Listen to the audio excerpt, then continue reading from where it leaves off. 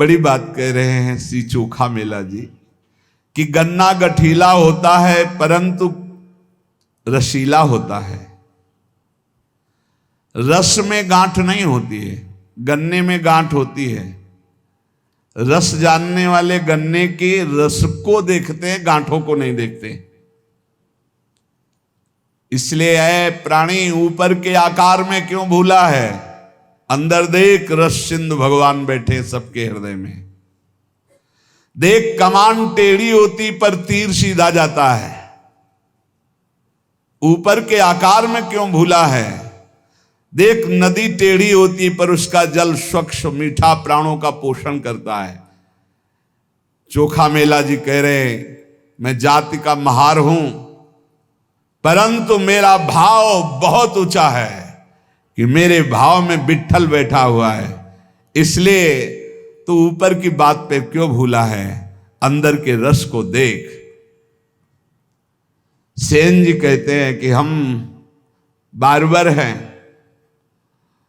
बारीकी से हजामत बनाता हूं, विवेक का दर्पण दिखाता हूं, ज्ञान की कैंची चलाता हूं, शांति का झलक छिड़कता हूं और अहंकार की छुटियां घुमाता हूं, भावों की कटिंग करता हूं, काम क्रोध को जड़ से उड़ाता हूं। ऐसा मैं संत सेना नाई हूं। हे भाई, एकनाथ जी महाराज कह रहे भगवान के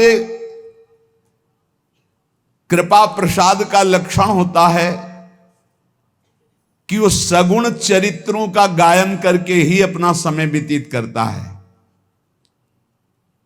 संत जन जिस पर कृपा करते हैं उसका मन भगवान की लीला चरित्रों में लग जाता है। सत्संग में जिसका मन लग गया भगवान उसके अधीन हो जाते हैं। संत एकनाथ जी महाराज, क्योंकि सत्संग में भगवान की चर्चा, भगवान के सिद्धांत, भगवान का नाम कीर्तन, भगवान का प्रेम रंग, वैराग्य रंग, ज्ञान रंग सब कुछ प्राप्त होता है। इसलिए जिनको सत्संग का नशा है उनको भगवत प्राप्ति अवश्य हो जाती है। भक्ति और ज्ञान से रहित जहां चर्चा हो रही हो वो चर्चा नहीं सुननी चाहिए। तस्मात् शास्त्रम प्रमाणम ते कार्याकार्यो व्यवस्थित हो, शास्त्र के अनुसार ही वार्ता होनी चाहिए, शास्त्र प्रमाणित वार्ता होनी चाहिए। जीव को जबरदस्ती भोगों से छुड़ाकर भगवत प्राप्ति करा दे ऐसी वार्ता होनी चाहिए। वार्ता ऐसी होनी चाहिए जिसके भावों को प्रकट करने से वैराग्य जबरदस्ती जीव के हृदय में भगवान के नाम रूप लीला धाम की प्रीति पैदा कर दे, उसे कहते हैं सत्संग। अंतःकरण में बात बैठ जाए। संतों की वाणी में इतनी सामर्थ्य होती है। यदि सत्संग का प्रभाव बढ़ रहा है तो कैसे हम जाने? बोले अखंड स्मृति के लिए मन ललचाने लगेगा, निरंतर नाम जपो। एकनाथ जी कहते हैं मैं तो हाथ में करताल लेकर के अपने जनार्दन श्री विट्ठल भगवान को रिझाता रहता हूं। जो मेरे प्रभु हैं, कलयुग में विशेष कृपा करके उन्होंने मूर्ति के रूप में अर्चावतार लिया है। एकनाथ जी कह रहे हैं प्रभु और प्रभु की प्रतिमा में कोई अंतर नहीं मानना चाहिए। जो प्रभु की प्रतिमा को प्रभु स्वरूप मान करके आराधना करता है वो प्रभु में ही वास करता है। जो भेद मानता है वो आगे नहीं बढ़ पाएगा। और आज तो ऐसा ज्ञान बघारा जाता है कि प्रगट सेवा का ही निषेध कर दिया गया। प्रगट सेवा का निषेध, प्रगट सेवा का निषेध, भगवत अर्चा विग्रह का कैसा ज्ञान चल रहा है, कैसा ज्ञान चल रहा, अज्ञान, घोर अज्ञान। जो भगवान के श्रीविज्ञ साक्षात भगवान है, साक्षात। आपको विश्वास नहीं इसलिए बात नहीं करते हो, नहीं आप बात करके देखना उत्तर मिलेगा। गौर से आप ठाकुर जी की तरफ देखना, हृदय से बात करना, कोई न कोई इशारा मिल जाएगा, कोई फूल गिरेगा, कोई न कोई आप पता चल जाएगा कि ठाकुर जी हमारी बात सुन लिए। कलिकाल में भगवान ने अर्चावतार धारण किया है प्रतिमा स्वरूप में। ये ऐसा साधन है जिससे जनार्दन भगवान की निश्चित प्राप्ति हो जाती है। स्वयं भगवान विराज। पहले बिहारी जी, राधा वल्लभ जी, राधा रमन जी सब ठाकुर बात करते थे, अब भी करते हैं, करने की क्षमता केवल हो। आपके अंदर से हटता ही नहीं कि ये साक्षात विराजमान है। आपके अंदर ये बात ही नहीं पूरी परिपक्व हो पा रही, आपको लगता है कि ये छवि है, ये मूर्ति है। आप बात करके देखो, आपको बात का उत्तर मिलेगा यदि आप साक्षात माने। जाकी रही भावना जैसी, प्रभु मूर्ति देखी तिन तैसी। जो जनार्दन भगवान की प्रतिमा में साक्षात भगवत भाव करके सेवा पूजा करता है, उसे भगवान की निश्चित प्राप्ति हो जाती है। संत एकनाथ जी, नाम खुला मंत्र है, वाणी से सदा नाम कीर्तन करो, नाम जप करो, अनंत जन्मों के दोष और पापों का नाश करके निर्दोष कर देगा ये नाम। संसार में तुम्हें जनार्दन ने भेजा है नाम लेने के लिए। खूब नाम जप करो, आलस्य मत करो, इससे सब इंद्रियां सद जाएंगी, मन भी सद जाएगा, भवबंधन टूट जाएगा। नाम जप करो, एक जनार्दन की शरण में रहकर उठते बैठते सोते जागते रात दिन विठ्ठल विठ्ठल केशव केशव नाम जप करो। संत एकनाथ जी, जिसने एक बार श्री कृष्ण का दर्शन कर लिया, उसकी आंखों से श्री कृष्ण रूप कभी हटता ही नहीं। जित देखो तित श्याममयी। अधिकाधिक वही रूप, गाढ़ रूप, वही बार बार नेत्रों में ऐसा छाया रहता है कि फिर उसे और कुछ दिखाई ही नहीं देता। पर इस रूप के दर्शन के लिए पहले ये बाधा पहुंचाता है। स्त्री रूप, धनाकर्षण, प्रणाम, प्रतिष्ठा, मान, कीर्ति। यदि चिरंजीवी परम पद प्राप्त करना है तो इनसे अपने को बचा पाओ तो बचा लो।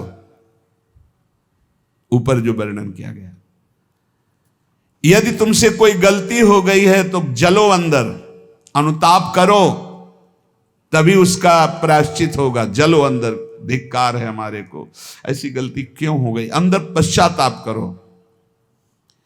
श्री कृष्ण परम पद प्राप्ति करने की आशा और पापाचरण असंभव, एकनाथ जी कह रहे। इसलिए मैं ये तुमसे सत्य वचन कह रहा हूं, यदि श्री कृष्ण की प्राप्ति करनी तो पापाचरण को बंद कर दो। ये श्री कृष्णचंद्र जी उत्तम श्लोक, निष्पाप, परम पवित्र हैं। तो परम पवित्र होकर, निष्पाप होकर उत्तम श्लोक की प्राप्ति होती है। इसलिए ये सच्चे को स्वीकार करते हैं। निर्मल जन मन सो मोहि पावा।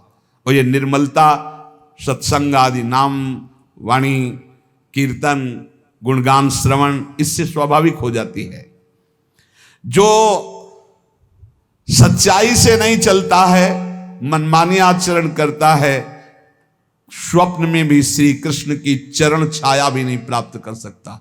संत एकनाथ जी, समर्थ गुरु रामदास स्वामी,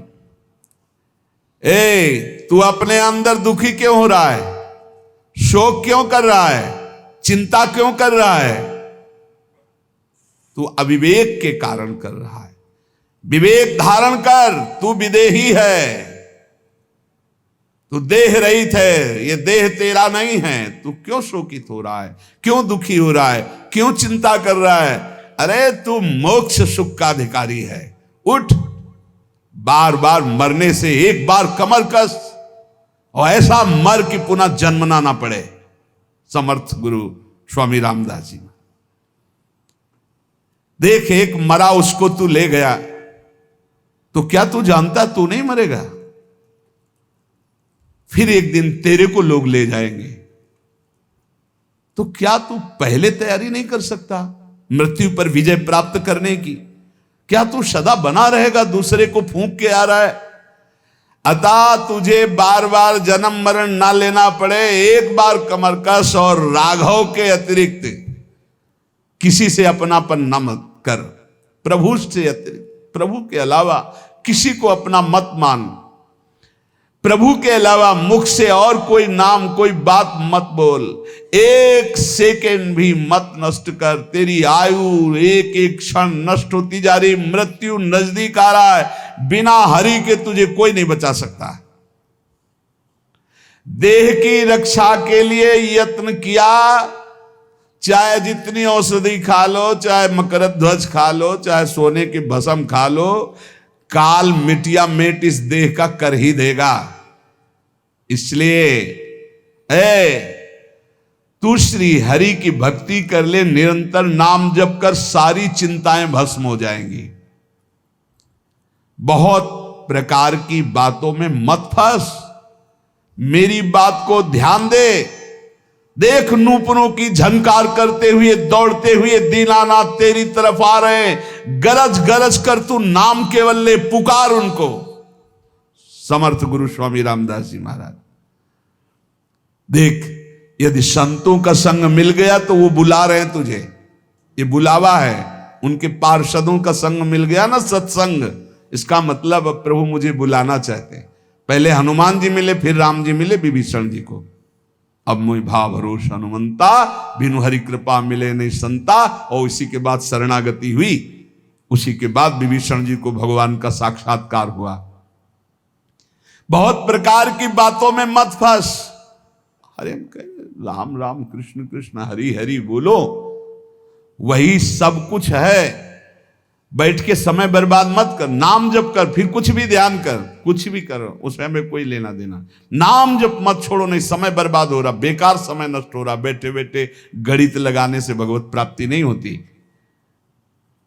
स्वामी जी कह रहे हैं बहुत प्रकार की बातों में मत फंस, दृढ़ता पूर्वक नाम जप कर।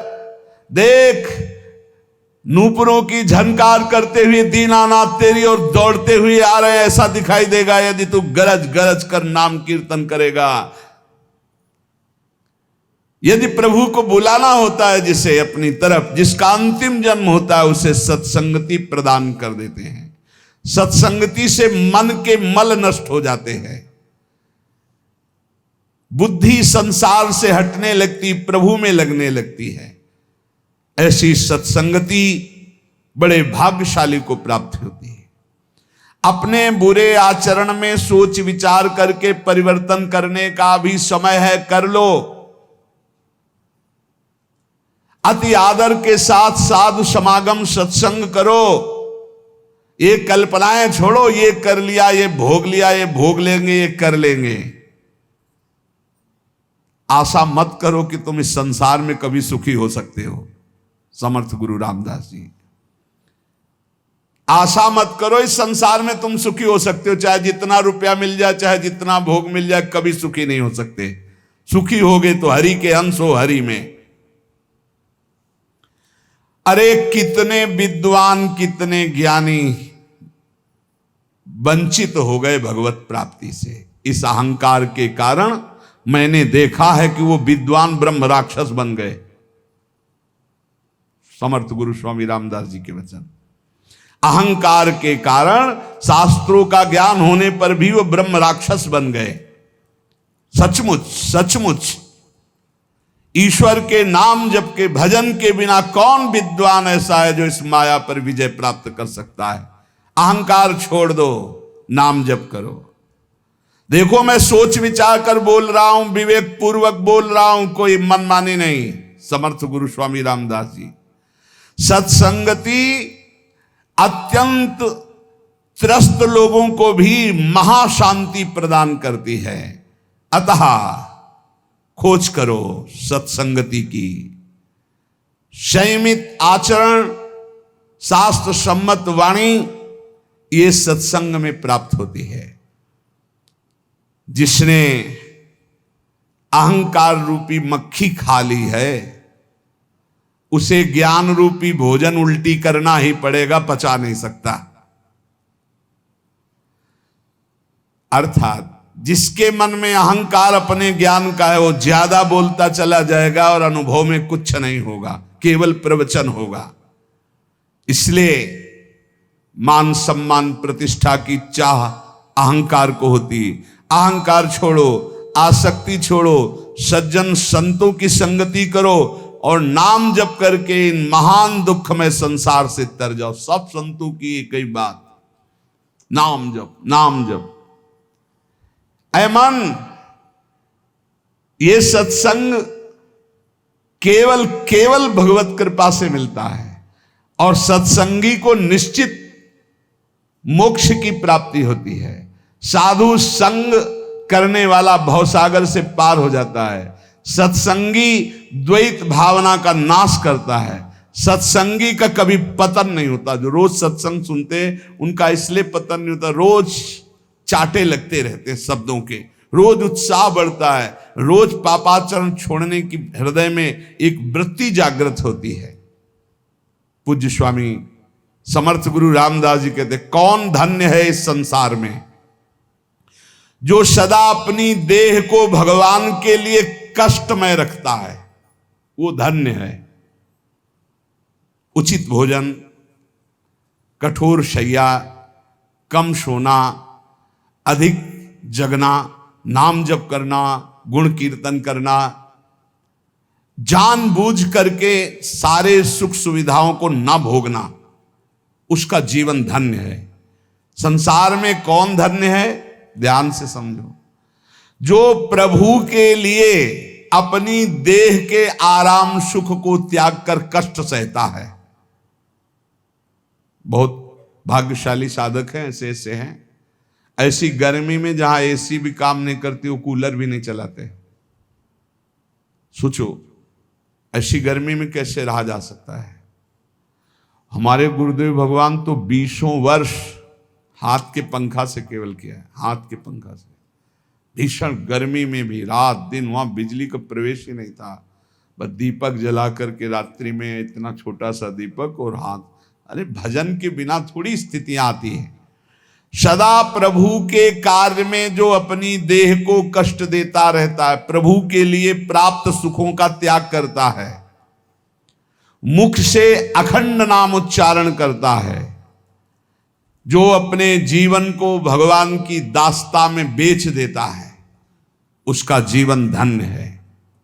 दूसरा, जैसा बोलता है वैसा ही आचरण करता है, वो धन्य है।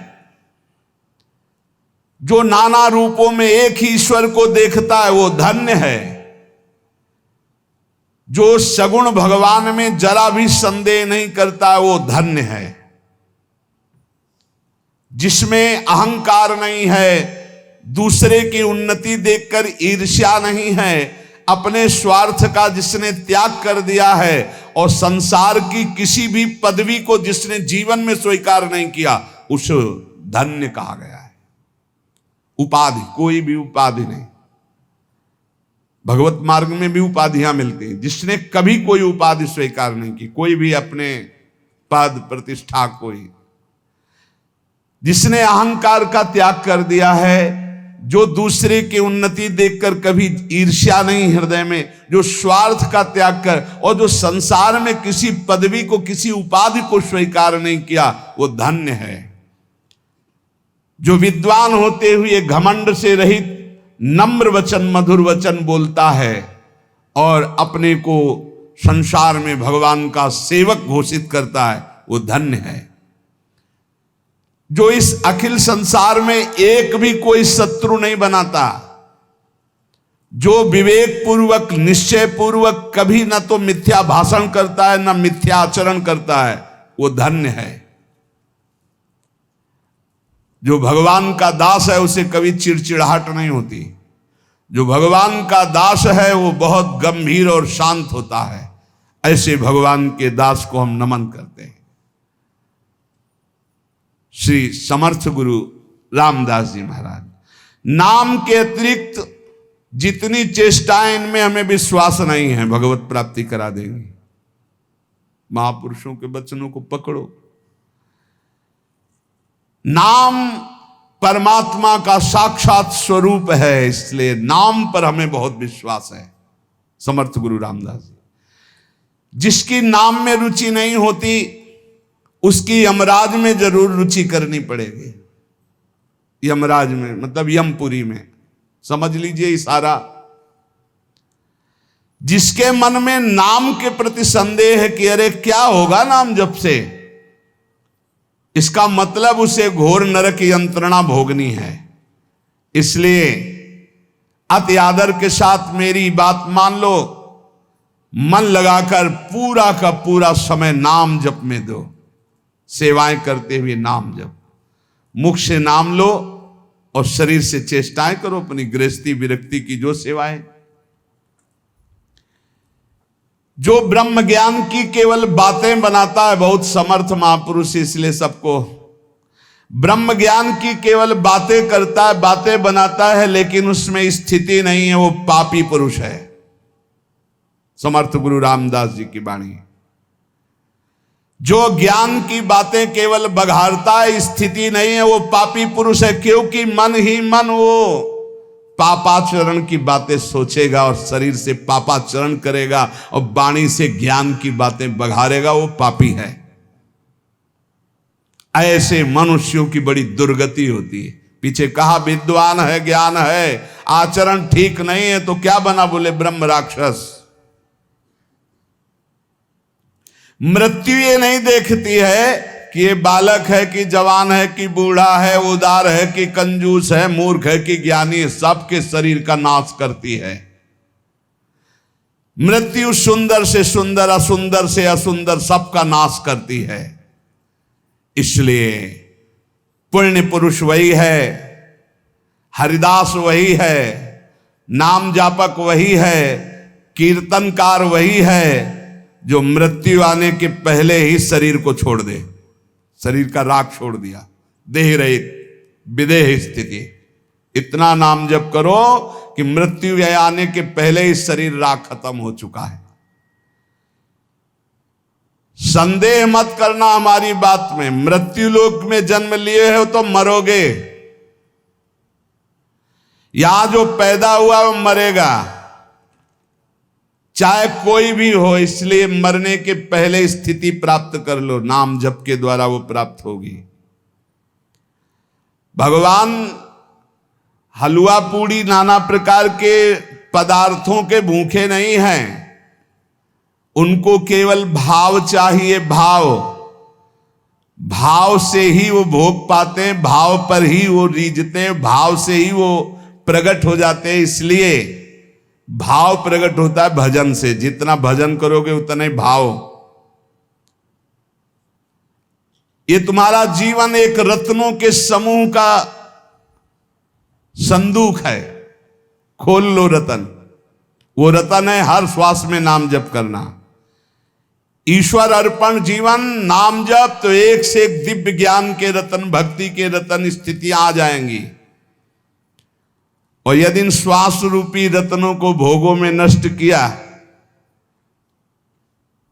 तो जिस आनंद के लिए मानो देह मिलेगा उससे वंचित रह जाओगे।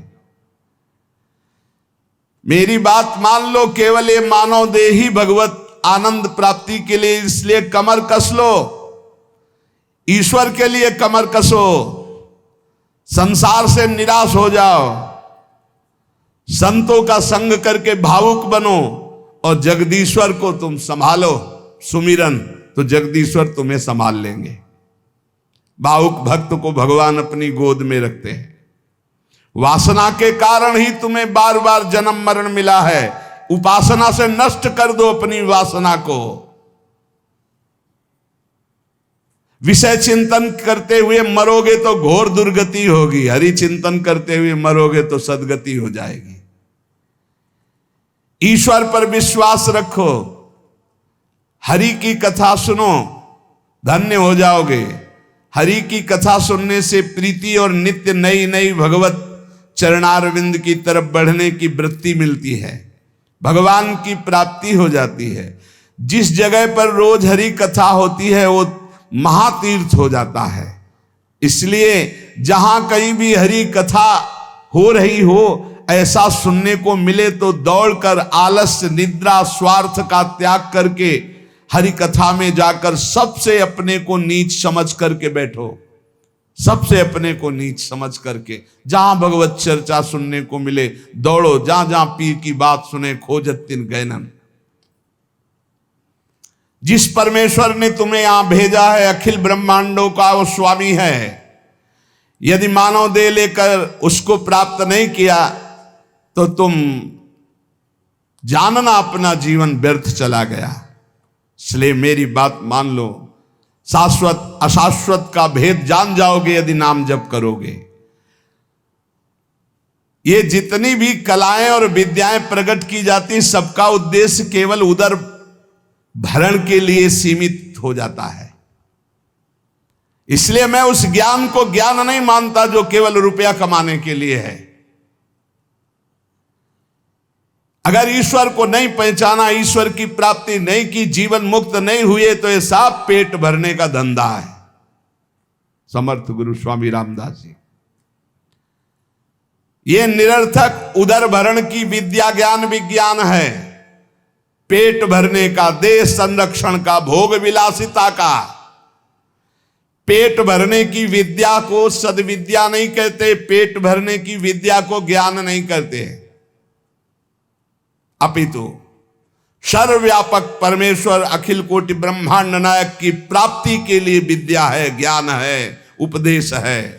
हे सज्जनों, सावधान होकर इस विद्या का उपयोग भगवत प्राप्ति के लिए करो। सत्संग, प्रवचन, कथा, वार्ता ये भगवत प्राप्ति के लिए, पेट भरने का धंधा नहीं है।